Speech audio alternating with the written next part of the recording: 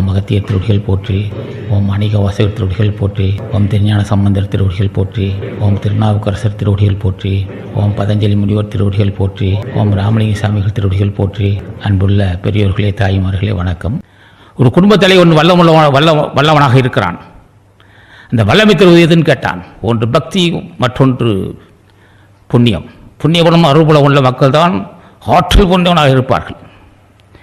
புண்ணியபலம் அருள்பலம் குறைந்தால் நலிந்து விடும் உடம்பு. உடம்பு நெளிந்தால் உள்ளமும் நலிந்து விடும்.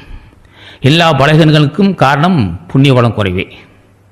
புண்ணியபலம் மிகுதியாக ஆக அது என்ன செய்யும்? உள்ளம் ஆற்றல் தரும். எதையும் செய்யும் வல்லமை தருவது புண்ணியமே. எல்லா துன்பமும் தருவது பாவமே.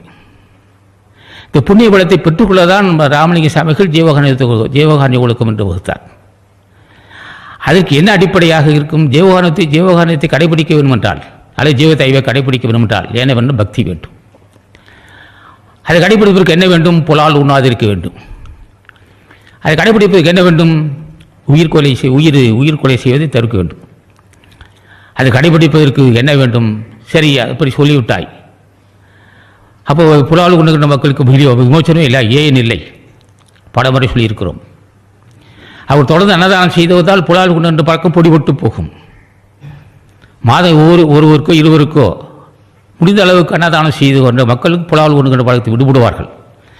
இறக்க சந்தையை தேடி அலைய வேண்டியதில்லை. இறக்க சந்தை கடைசற்கெல்லாம் வாங்கிக் கொள்வதற்கு முயற்சிக்க வேண்டும்.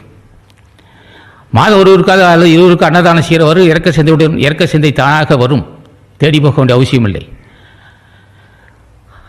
அவர்களுக்கு எல்லா பழக்கங்களும் தானே விடுபட்டு போகும். உயிர் கொலை செய்ய மாட்டார்கள். என்ன காரணம்? புண்ணிய மிகுதியால் உயிர் கொலை செய்ய மாட்டார்கள். இறக்க சிந்தை தானே வரும். அன்னதானம் செய்ய இறக்க சிந்தை தானே வரும். அவர் புலால் உண்ண மாட்டார், உயிர் கொலை செய்ய மாட்டார்.